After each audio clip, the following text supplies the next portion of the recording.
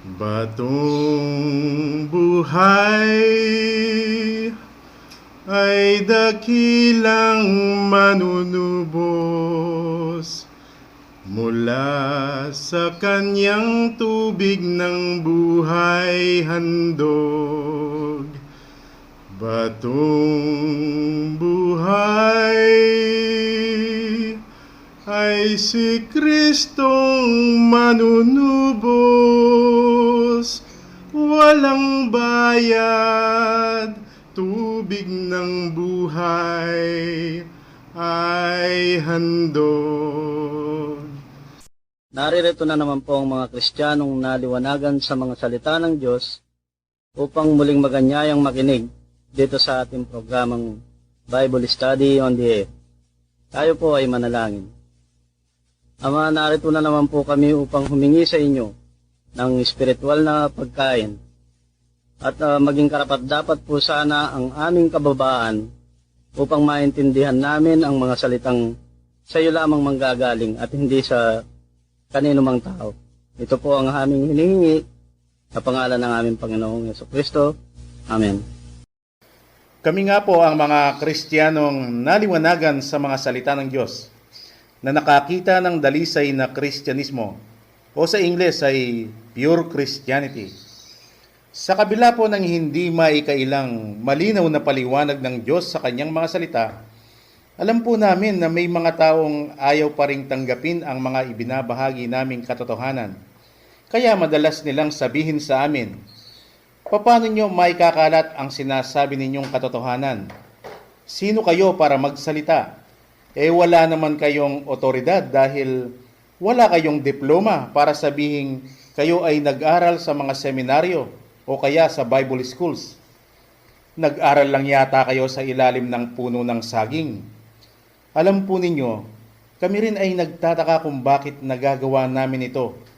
Samantalang wala kaming alam sabihin. Wala rin kaming lakas ng loob para magsalita. Pero sa hindi namin nalalaman, ay pinapatotohanan lamang ang sinabi ng Panginoong Jesucristo sa kanyang mga apostol at mga disipulo. 1:15, maliban sa akin ay wala kayong magagawa. Kailan po kami nakakapagsalita? Kailan po kami nagkakaroon ng lakas ng loob? Sa oras na ipadama ng Panginoon ang mga biyayang kaloob niya na tumutukoy sa ikalawang papel, ang papel ng anak bilang modelo para ipakita ang daan. Palagi po naming inaangkin ang pagkakilala namin sa Panginoon ay milagrong galing sa langit, katulad ng mga alagad. Kaya nakita rin po namin ang kanyang pangako na tinupad nang siya ay nanahan sa amin bilang banal na espiritu na tagapagturo. Sa pamamagitan nito ay hindi na namin siya hinihintay sapagkat dumating na siya at sumasa amin na. Ang aming hinihintay na lamang ay ang kanyang ikalawang pagpapakita. Kung ang Panginoon ay bumaba sa amin, ito po ang katotohanan sa mga salita ng Diyos na sumasa amin. Kaya wag na po kayong magtataka kung bakit malakas ang aming loob na maganyaya sa inyo. Dahil lubusan po ang aming pagdidepende sa Panginoon. Lucas 21:15, sapagkat bibigyan ko kayo ng isang bibig at karunungan na hindi mangyayaring masalangsang o matutulan man ng lahat ninyong mga kaalit. Nalalaman po namin ang sasagot sa inyong mga katanungan ay ang katotohanan sa mga salita ng Diyos na nananahan sa amin. Walang iba kundi ang Panginoong Jesucristo na nagsalita sa 1:14-6, ako ang katotohanan. Kung ang Panginoong Jesucristo ang siyang katotohanan, ganyan po kami hindi nagtatanong kanino mang tao, sapagkat gusto naming malaman kung ano ang katotohanan. At dahil siya ang nagsalita, ako ang katotohanan, siya lamang po ang ating hihintaing magpahayag sa kanyang mga salita. Kami po ay nakatanggap na naman ng text bilang kahilingan. Babasahin ko po sa inyo. Good AM po. Pwede po bang pakitalakay ang Hebreo 1 mula 8 hanggang 9? Ito pong Hebreo Kapitulo 1. Kung babasahin natin ito, parang mayroong dalawang tinutukoy dito si Pablo. At kung ang babasahin lamang natin ay yung versikulo 8 hanggang 9, hindi po masyadong malinaw kung alin ba sa dalawa ang kanyang tinutukoy. Napakaganda po yata kung ang babasahin natin ay ang kabuuang Kapitulo 1 ng Hebreo. Ito po ang Hebreo 1, mula 1 hanggang 14. Ang Diyos na nagsalita ng unang panahon sa ating mga magulang sa iba't ibang panahon at sa iba't ibang paraan sa pamamagitan ng mga propeta, ay nagsalita sa atin ng mga huling araw na ito sa pamamagitan ng kanyang anak na siyang itinalaga sa tagapagmana ng lahat ng mga bagay, na sa pamamagitan naman niya'y ginawa ang sanlibutan. Palibhas ay siya'y sinag ng kanyang kalwalatian at tunay na larawan ng kanyang pagka-Diyos, at umalalay ng lahat ng mga bagay sa pamamagitan ng salita ng kanyang kapangyarihan, nang sa kanyang magawa na ang paglilinis ng mga kasalanan ay lumuklok sa kanan ng karangalan sa kaitaasan, na naging lalong mabuti kaysa mga anghel. Palibhas ay nagmana ng lalong marilag sa pangalang kaysa kanila, sapagkat kanino nga sa mga anghel sinabi niya kailanman, ikaw ay aking anak, ikaw ay aking pinanganak ngayon, at muli ako'y magiging kanyang ama, at siya'y magiging aking anak. At muli nang dinadala niya ang panganay sa kalupaan ay sinasabi, at sambahin niya ang lahat ng mga anghel ng Diyos. At sinasabi niya tungkol sa mga anghel, yung ginagawang mga anghel niya ang mga hangin, at ang kanyang mga ministro ay ningas ng apoy. Ngunit tungkol sa anak ay sinasabi, ang iyong luklukan, o Diyos, ay magpakailanman, at ang setro ng katwiran ay siyang setro ng iyong kaharian.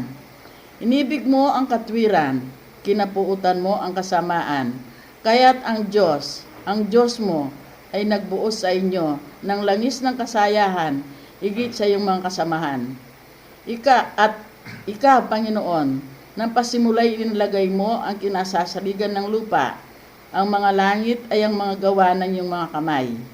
Sila'y mga papahamak, datapot ikaw ay mananatili, at silang lahat ay mga lulumang gaya ng isang kasuutan, at gaya ng isang balabal, sila yung bibilutin, at sila'y mapapalitang gaya ng kasuutan.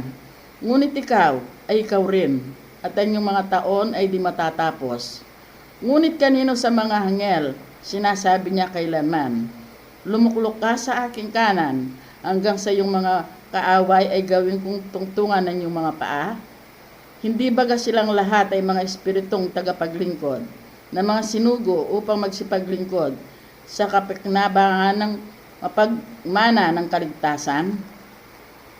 Narinig po natin yung Hebreo Kapitulo 1. Sa mga theologians, sa mga mangaral, dahil sila ay nag-aral sa mga salita ng Diyos ng napakahabang panahon, kaya hindi po pwedeng hindi nila binasa itong kapitulong ito. Pero ano po kaya ang nakita nila at naunawaan dito at kanilang ipinangaral sa mga tao? Dahil kung susuriin po natin yung ating narinig, tama, ito ay tumutukoy sa Diyos at kay Jesucristo. At narinig natin kung paano papurihan ng Ama si Jesucristo. At sinabi pa niyang o tinawag pa niya itong anak. Pero bakit mayroon namang pagkakataong ang Diyos mismo ay tinawag si Jesucristo na Diyos? At ang kaharian, imbis na ito ay makita sa Diyos, pero sinabi niya, ito ay kay Jesucristo. At kung si Jesucristo ang siyang naghahari, bakit hindi siya ang makipaglaban sa mga kaaway? Bakit ang sabi ng Diyos Ama, Siya pa ang makikipaglaban sa mga kaaway para gawing tungtungan ng mga paa ni Jesucristo. Pero ganun pa man, itong kapitulong ito ay narinig nating itinuro sa atin ng kinikilala nating mga marurunong sa mga salita ng Diyos noon. Ito ay ang ating nirerespetong mga mangangaral. Kapatid, pwede ba nating ibahagi sa ating tagapakinig kung ano ang kanilang itinuro tungkol dito? Punagis ng reliyon sa Iglesia Katolika, tungkol po dito sa sinasabi ang ganito. Ngunit tungkol sa anak ay sinabi, ang iyong luklukan o Diyos ay magpakailanman. Ang nagsasalita po rito ay ang Diyos Ama. Tinawag ng Diyos ang Diyos Anak at ang kanyang luklukan ay magpakailanman. Ni minsan ay hindi nila ito pinangasang ipaliwanag sa amin. Pero gayon pa man po, ginagalang namin sila dahil alam namin, kaya wala po akong maipapaliwanag tungkol dito. Yun lang po. Dito po sa paksang pinapatalakay ng nag-request, ako po bago ako nasama sa mga nagbabasa ng Biblia, ako rin po ay dating Katoliko. Pero nung nagsimula po akong magbasa ng Biblia, maraming katuruan sa Katoliko ang aking inalis. Kasi nababasa kong maliwanag sa Biblia, hindi dapat o mali. Noon po, dahil ako'y nagbabasa ng Biblia, basta nakita ko ang lupon na nagbabasa ng Biblia, sinasamahan ko po. Kay Baptist sila, charismatic. Ngayon, dito po sa yung mga nasamahan ko po, kung mapapansin nyo po, kung kayo po ay kasama sa mga Pentecostal na tinatawag, usually po, mga Trinitarian tayo nun. Ibig sabihin po nun, naniniwala tayo na may Diyos Ama, may Diyos Anak, at saka Diyos Espiritu Santo.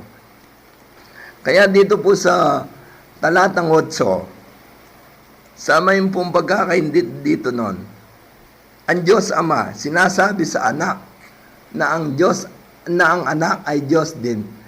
Pinipili po namin i-reconcile na Diyos talaga yung anak. Ang hindi lang namin ma-reconcile yung pag sinasabi na ng Biblia na isa lang ang Diyos.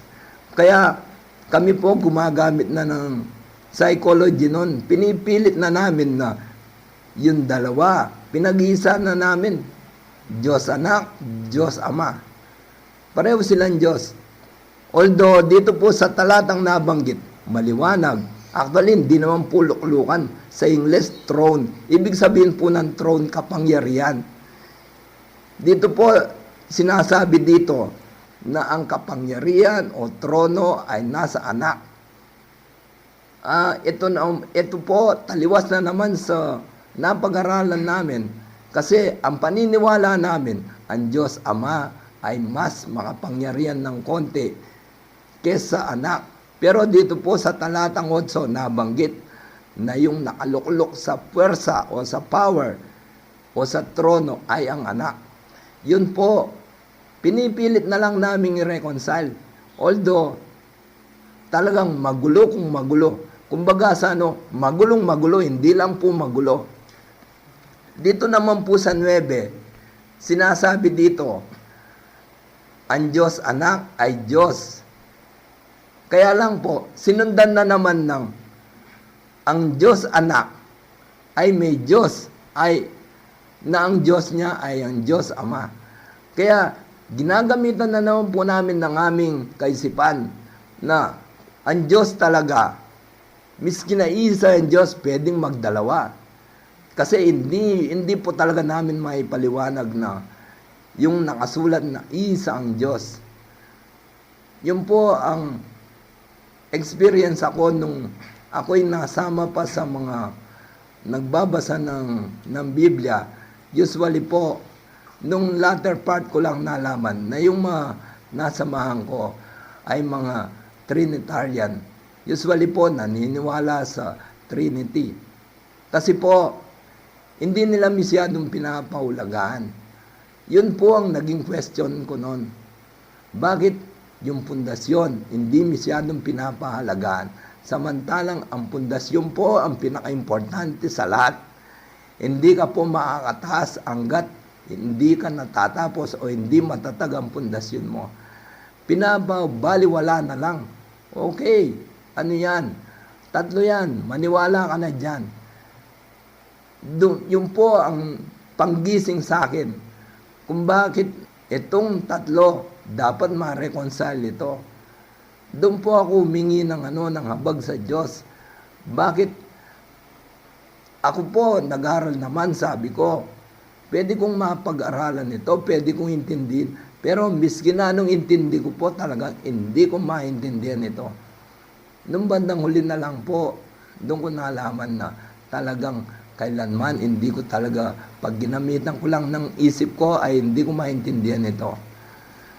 Ang Diyos lamang pala ang pwedeng magpaliwanag nitong mga kaguluhan na ito. Sa mga mangangaral sa salita ng Diyos, silang nagpakadalubhasa at nagpaka-eksperto. Ganun pa man, hindi nila kayang ipaliwanag sa mga tao kung bakit ang Diyos Ama na makapangyarihan ay tinawag si Jesucristo na kanyang Diyos at sinabi pang siya ay nasa trono o siya ang nasa kapangyarihan.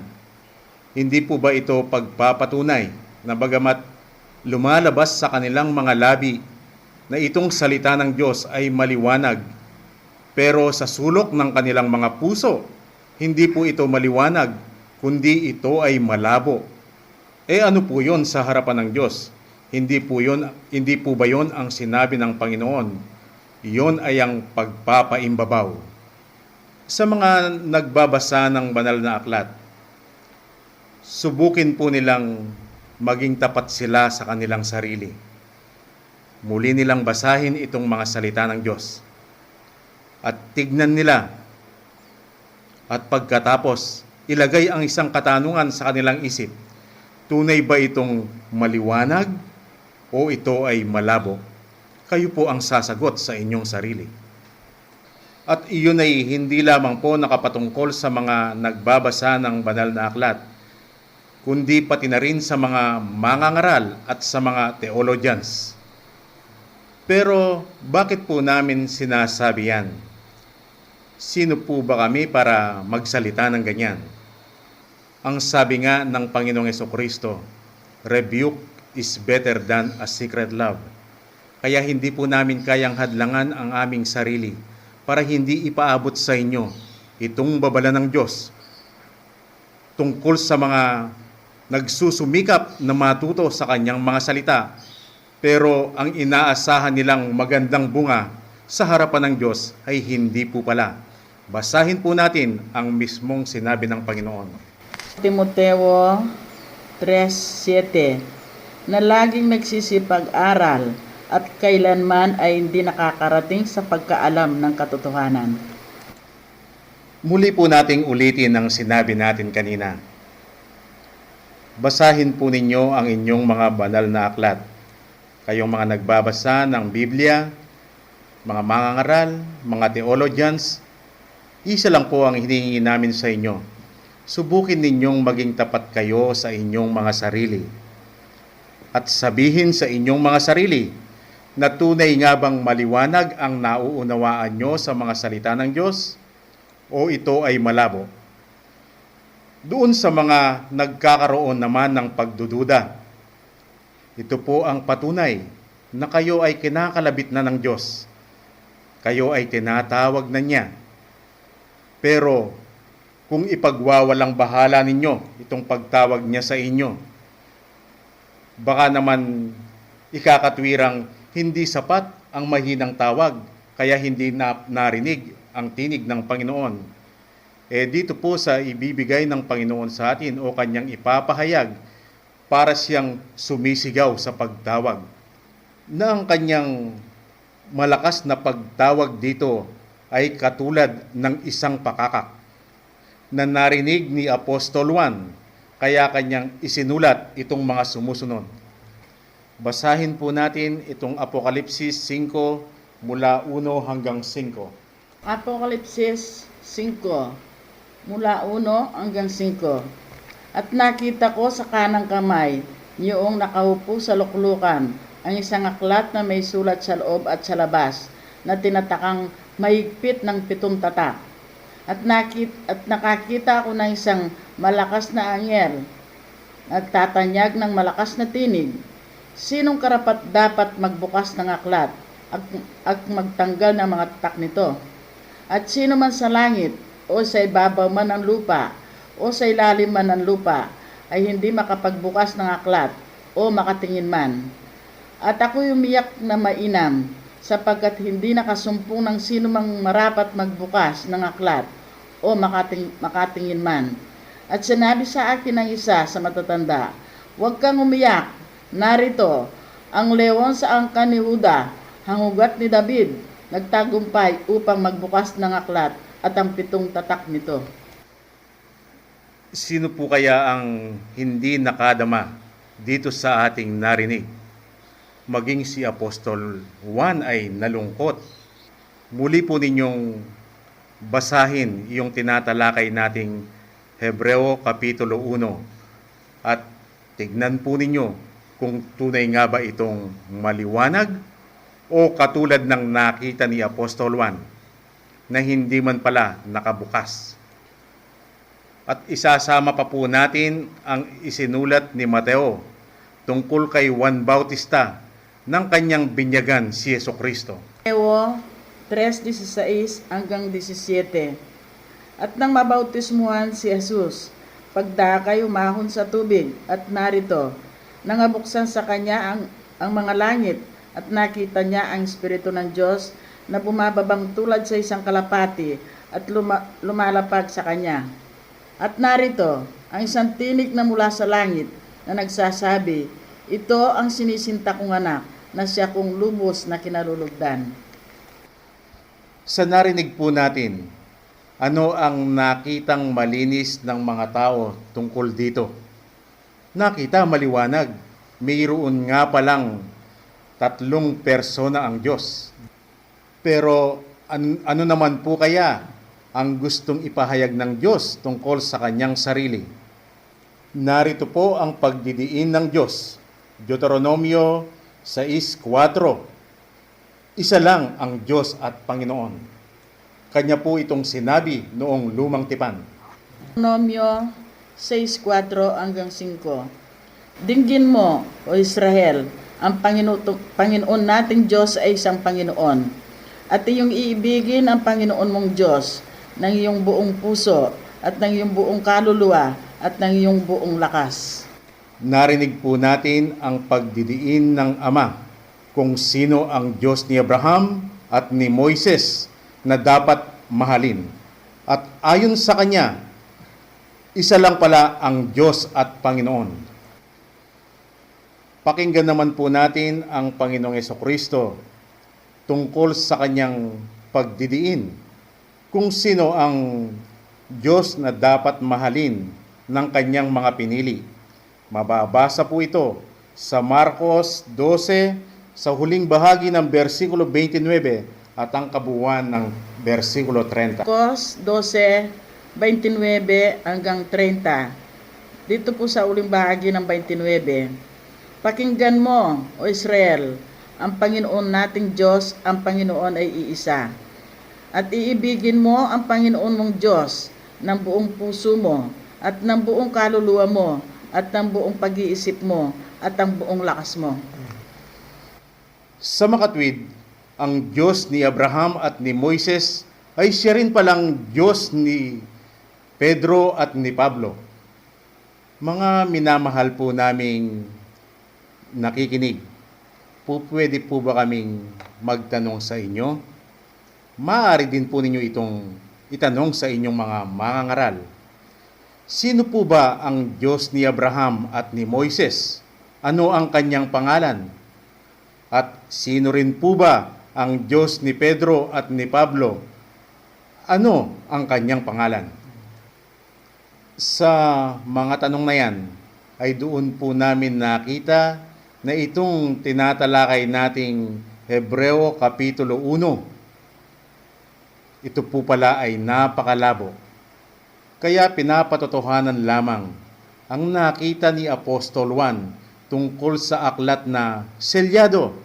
Kaya siya ay nalungkot at sa labis na lungkot siya ay napaiyak. Dahil wala mang sino man sa langit man o sa lupa na maaari itong buksan. Kaya kung paano po siya napaiyak, ganyan din po ang nadama naming kalungkutan. Sa mga nagbabasa ng banal na aklat, sa mga mangangaral at sa mga theologians, marahil po hindi lang iisang beses ninyo nabasa ito. Baka maraming beses na at paulit-ulit. Po pwedeng memoryado nyo na po ito. Pero gaano po ang pagbibigay ninyo ng pansin dito sa napakahalagang sinabi ng Panginoon? Ito po ang tungkol kay Simon Pedro, kung paano niya nakilala si Jesucristo. Basahin po natin ang Mateo 16 hanggang 17. Ipinahayag po dito ng Panginoon kung paano siya nakilala ni Simon Pedro. Pagkatapos na hindi siya nakilala ng mga taga Cesarea Pilipos, kung saan narinig siyang magsalita at nakita pa siya. Mateo 16, mula 15 hanggang 17. Kanyang sinabi sa kanila, "Datapwat, ano ang sabi ninyo kung sino ako?" At sumagot si Simon Pedro at sinabi, "Ikaw ang Kristo, ang anak ng Diyos na buhay." At sumagot si Jesus at sa kanya'y sinabi, "Mapalad ka, Simon Barjonas, sapagkat hindi pinahayag sa iyo ito ng laman at ng dugo, kundi ang aking Ama na nasa langit." Ano po ba ang katumbas ng insidenteng yan sa buhay ni Pedro? Dito po ay napatotohanan yung isinulat ni Apostol Juan sa Apokalipsis Kapitulo 5, kung saan ay nakita ni Juan na iyong aklat ay selyado o nakasara.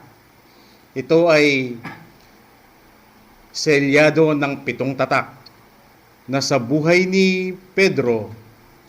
At sa insidenteng yan ay parang nakita ni Simon Pedro na inalis ng Panginoong Jesucristo na isa-isa yung 7 tatak na nakaselyo doon sa aklat. Kaya nabuksan kay Simon Pedro ang aklat. At doon, nakilala niya ang Panginoong Jesucristo. Kung sino siya. Kaya ang sinabi ni Pedro kay Jesus, "Ikaw ang Kristo." Nakatulad din ng sinasabi ko noon. Pero napakalayo po ng nakita ni Simon Pedro kung bakit sinabi niya kay Jesus, "Ikaw ang Kristo." Dahil nakita niya na si Jesus pala ang Mesaya o ang tagapagligtas na inangkin ng Amang Diyos sa Isaias 43:11 na siya lamang pala ang tagapagligtas at wala siyang katabing tagapagligtas. Basahin po natin. Isaias 43:11. Ako, sa makatwid bagay, ako ang Panginoon, at liban sa akin ay walang tagapagligtas. Kung babasahin po natin yan sa English, ang nakasulat, "Beside me, there is no Savior." Ibig sabihin, wala akong katabing tagapagligtas. Bakit po kaya sinabi yan ng Diyos, samantalang maliwanag na nakasulat nang ang Panginoong Jesucristo ay mabuhay na maguli at siya ay umakyat sa langit, siya ay umupo sa kanang kamay ng Ama. Dito po namin nakita ang kahalagaan ni Jesucristo, kung paano niya buksan ang aklat dahil yung pong sinabi natin, yun pala ay selyado pa o nakasara. Kaya nagdadalawa sila. Pero nang buksan ni Jesucristo ang aklat, nang alisin niya yung 7 tatak, gayon pala.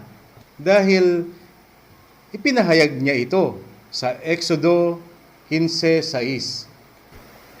Exodo 15:6.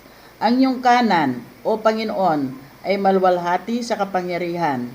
Ang iyong kanan, o Panginoon, ay dumudurog ng kaaway.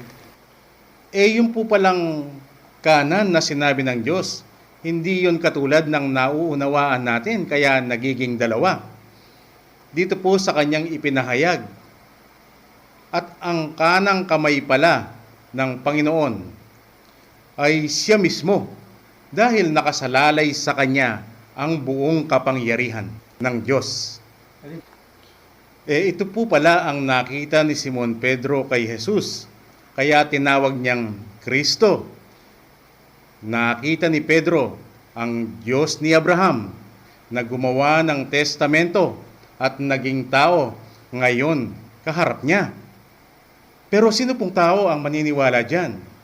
Hindi po kami nagtataka kung hindi ninyo ito tatanggapin, bagkus ay pagtatawanan pa ninyo dahil nalalaman po namin na nananatiling selyado at nakasara ang aklat sa inyo.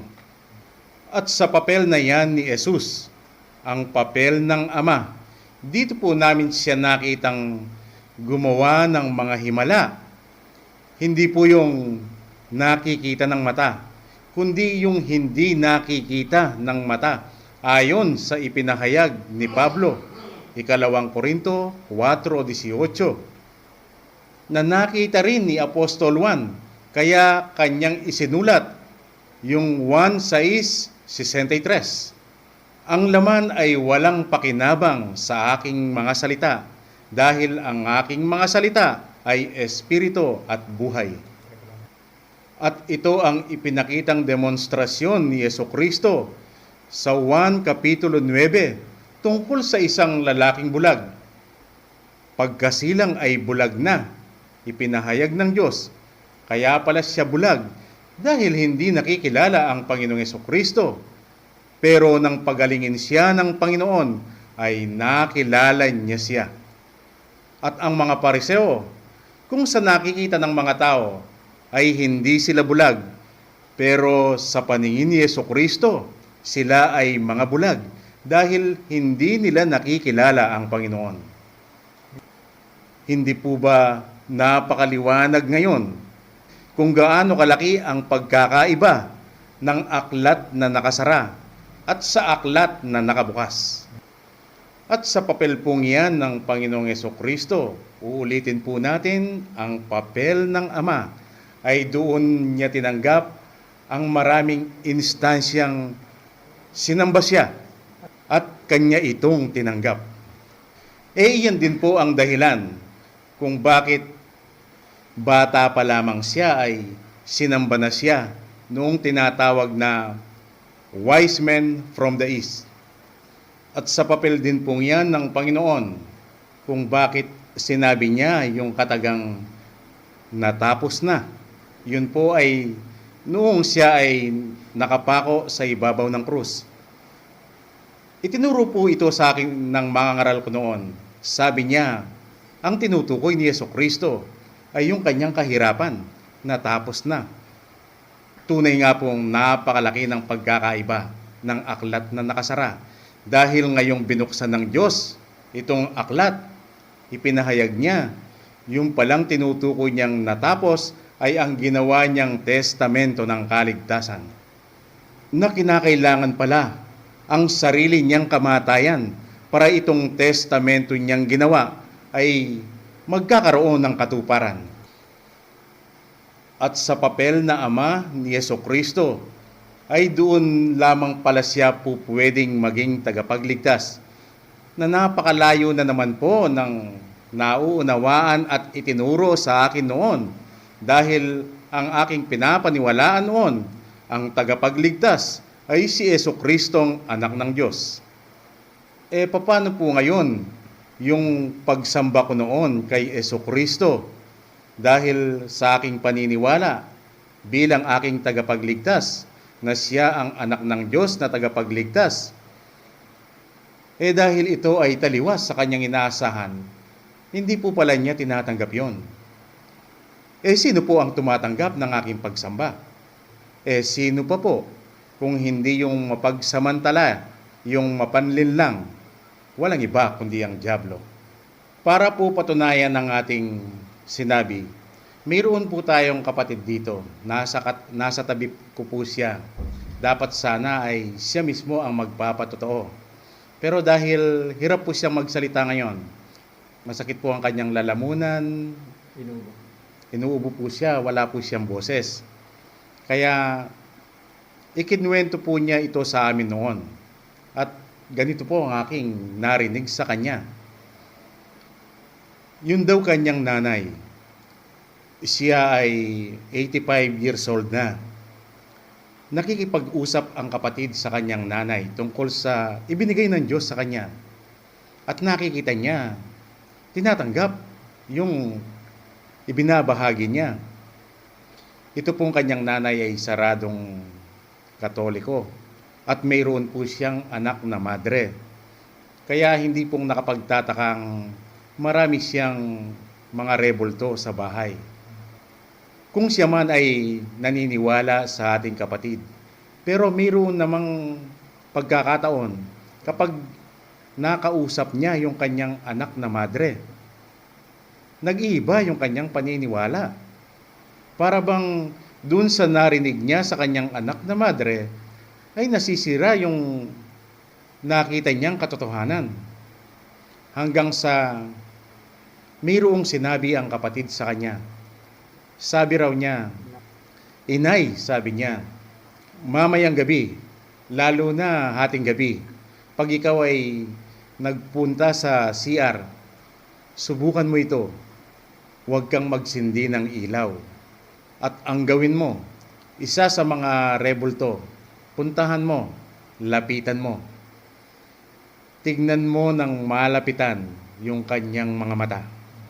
At ang nakita ng kapatid kinabukasan, kung bakit itong kanyang inay na dati ay ayaw ipaalis yung mga rebulto. Pero nang mangyari yun, ang sabi raw niya, alisin mo ng lahat ang mga rebultong ito.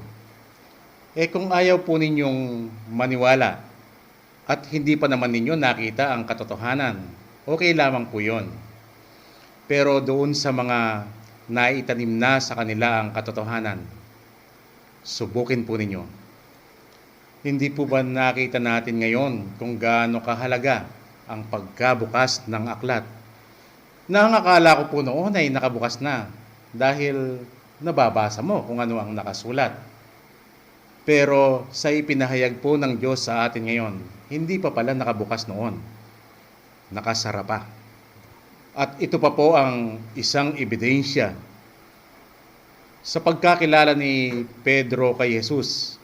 Mayroon pa siyang sinabi, "Ikaw ang anak ng Diyos na buhay."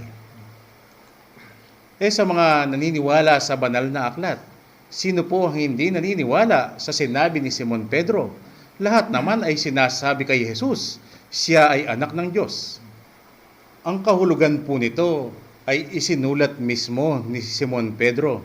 Ikalawang Pedro 2:21 na nakita rin ni Pablo. Noong pong Saulo si Pablo, hindi po niya ito nalalaman. Pero nang magpakilala sa kanya ang Panginoong Jesucristo at siya ay ginawang Pablo, nakita niya na si Jesus pala ang siyang modelo ayon sa isinulat niyang Roma 8:29. Basahin po natin itong dalawang talata. Nakita ni Simon Pedro at nakita ni Pablo. Unang Pedro 2:21. Sapagkat sa ganitong bagay, kayo'y tinawag, sapagkat si Kristo man ay nagbata dahil sa inyo, na kayo'y iniwanan ng alimbawa upang kayo magsisunod sa mga akbang niya. Dito naman po sa Roma 8:29. Sapagkat yung mga nang una pa'y kanyang nakilala, ay tinalaga naman niya na maging katulad ng larawan ng kanyang anak, upang siyang maging panganay sa maraming magkakapatid. Kaya dito po sa mga isinulat ng mga pinili ng Diyos, nakita nila ang nag-iisang tagapamagitan sa Diyos at sa tao.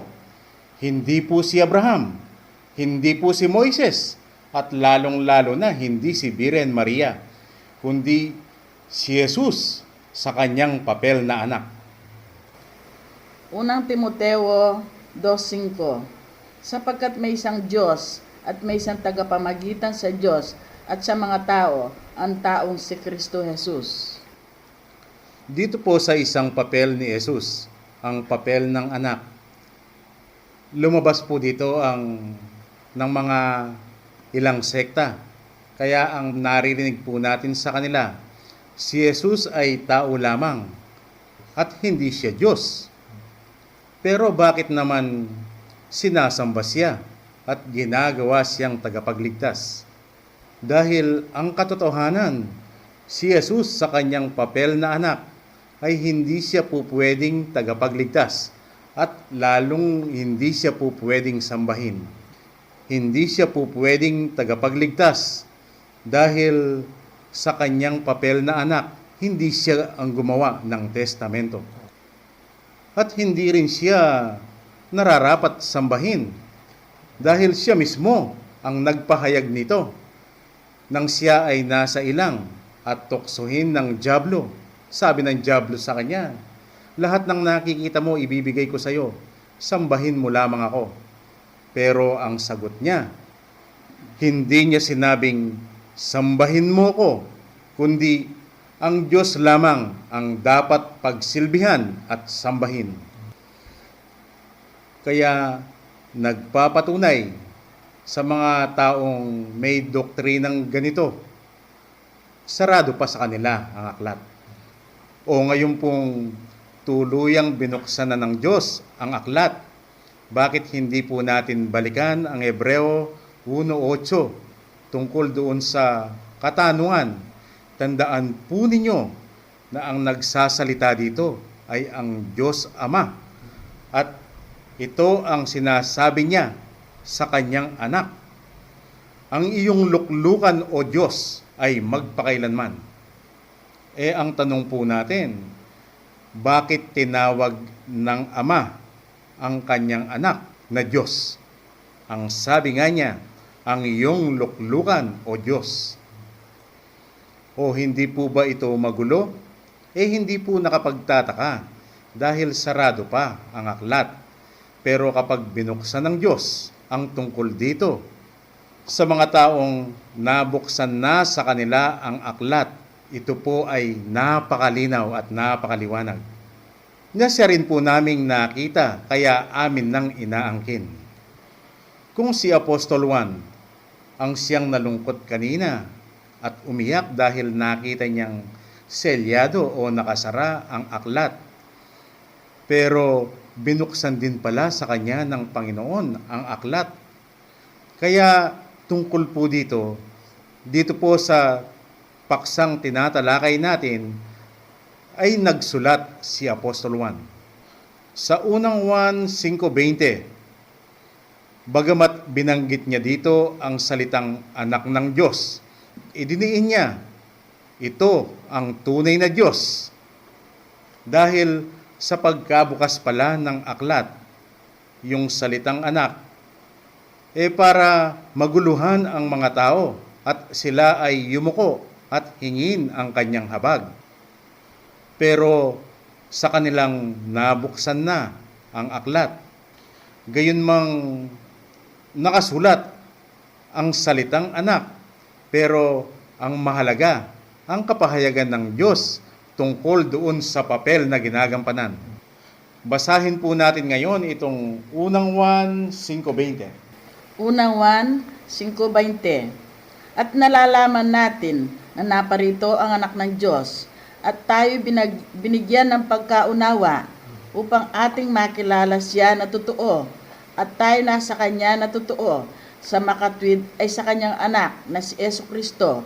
Ito ang tunay na Diyos at ang buhay na walang hanggan.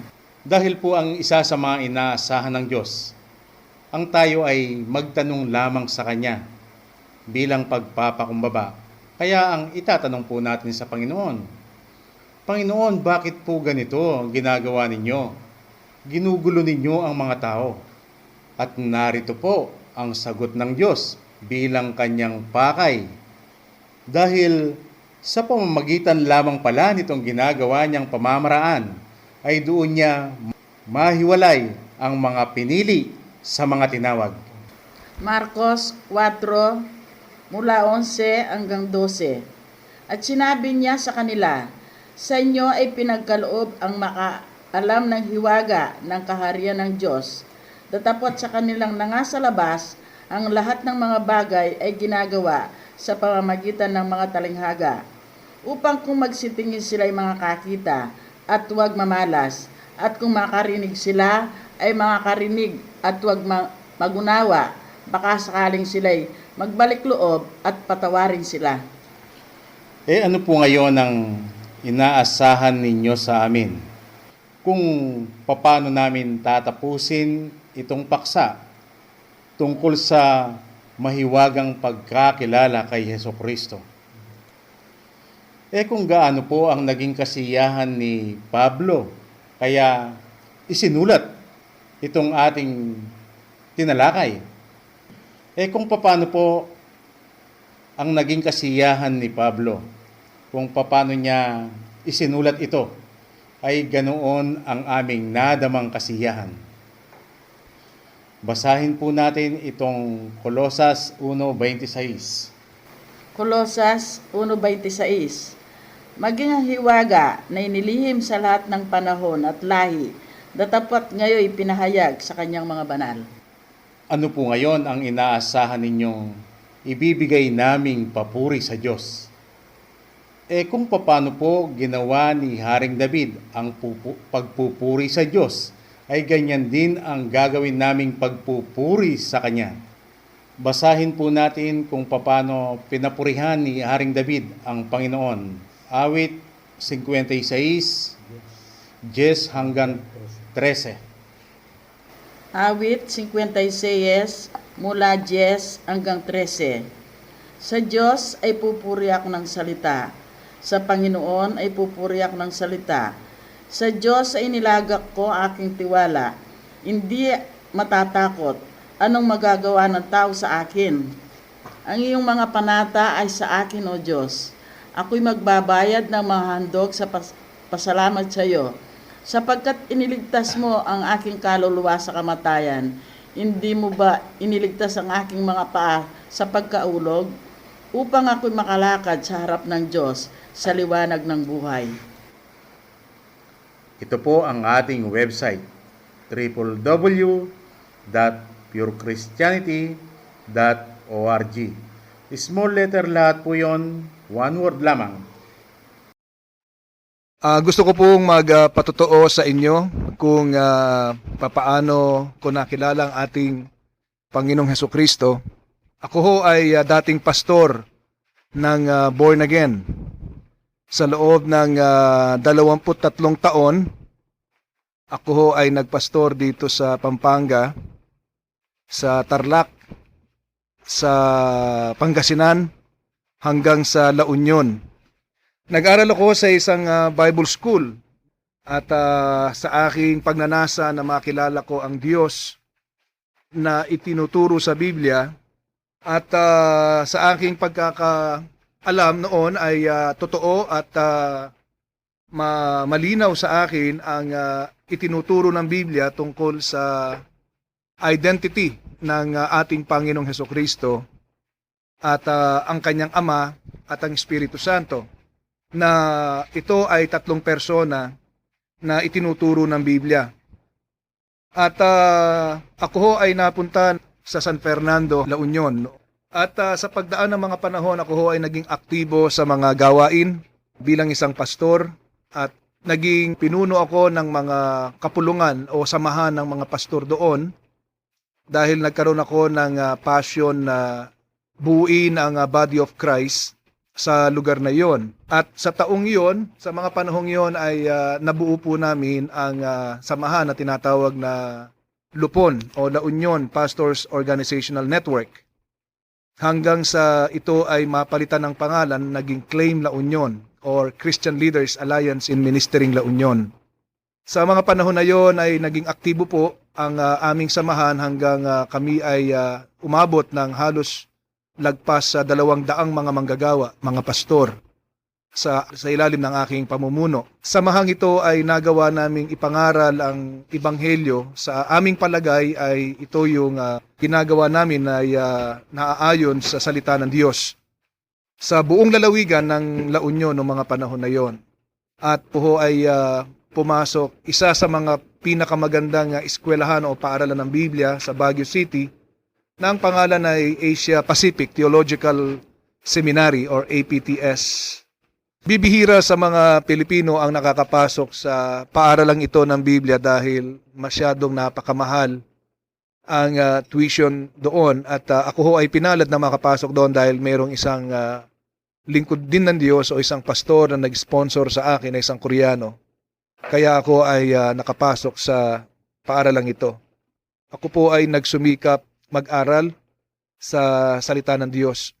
At lahat ng aking mga natututunan dito ay pagbalik ko sa La Union ay ipinapasa ko ito sa mga miyembro namin sa claim o samahan ng mga pastor doon.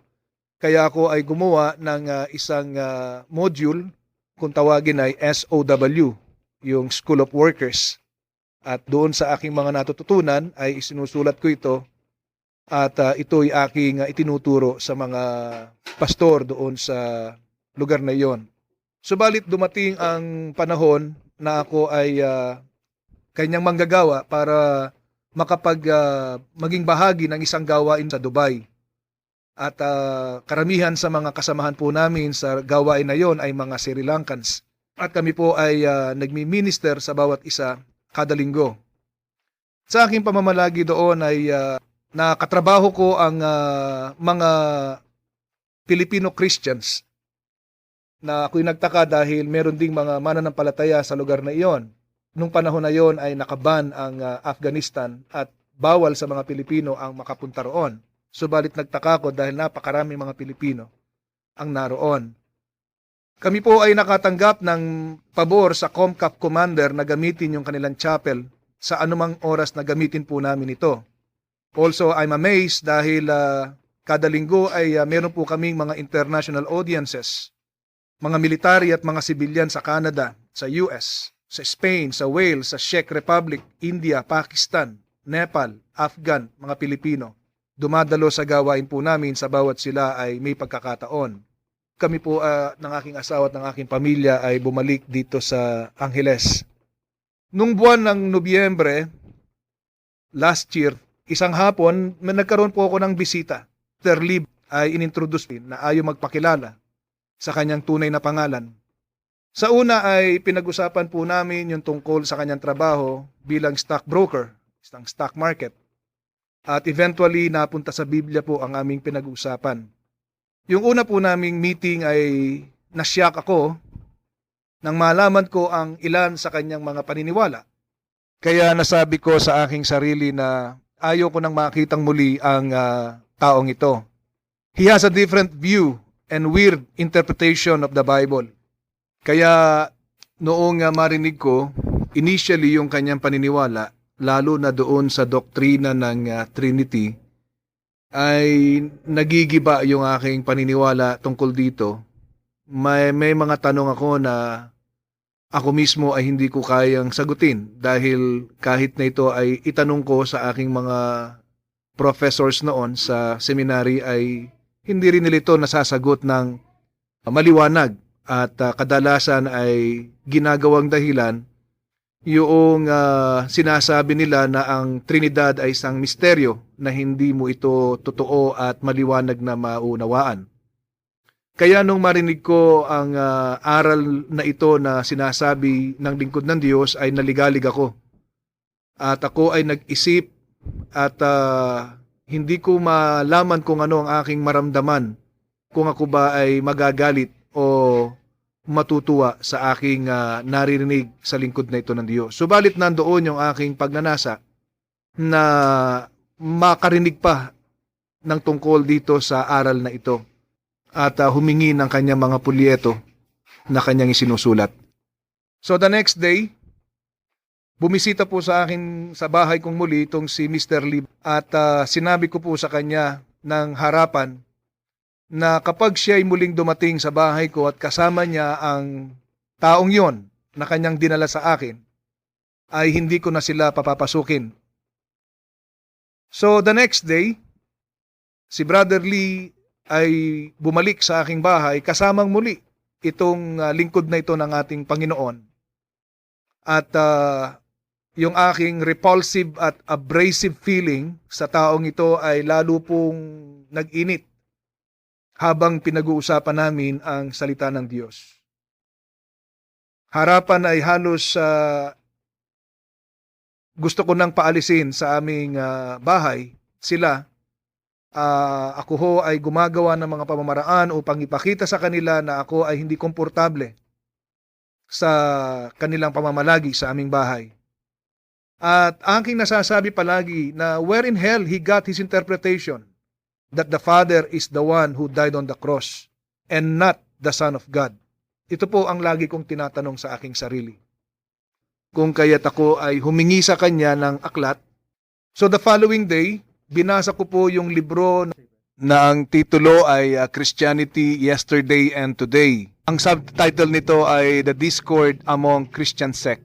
At kanyang ibinigay sa akin at yung artikulo na ang titulo ay God's Wonderful Miracles on Me, A Glimpse of Pure Christianity. Yung artikulo na kanyang isinulat, binasa ko ito at ulit-ulit na binasa ko yung artikulo na kanyang sinulat tungkol dun sa personal miracle na nangyari sa kanyang buhay.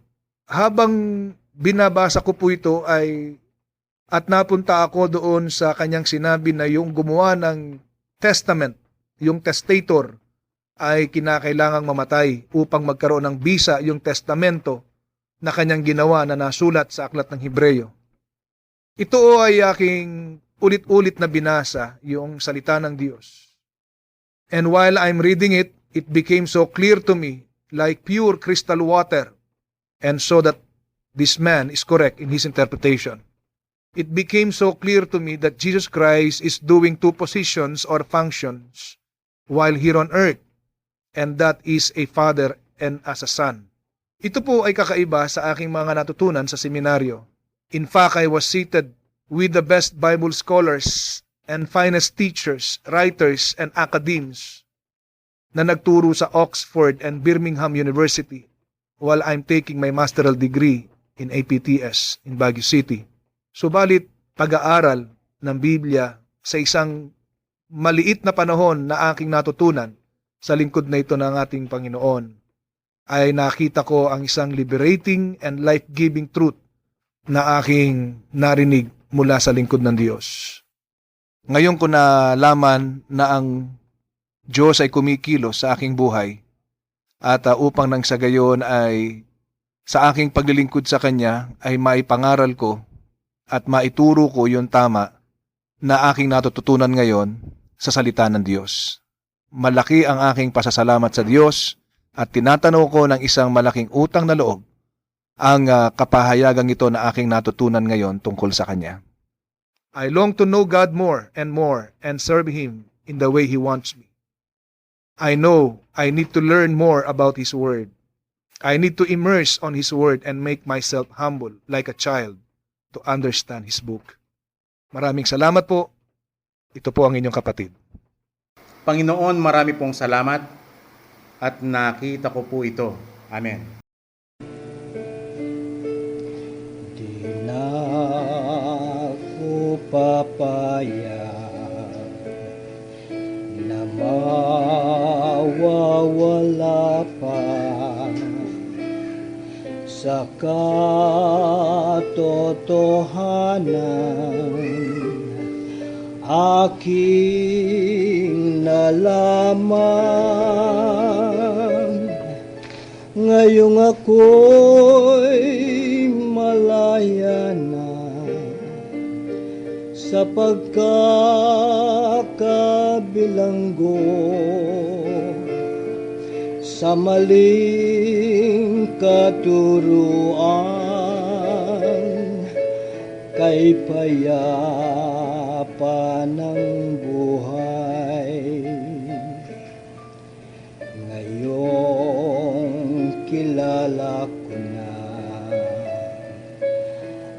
tunay na Jesus,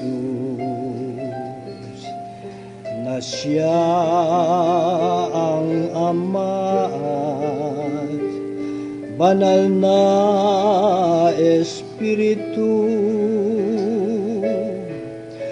Salamat, Panginoon, at pinili mo ako at itinurong landas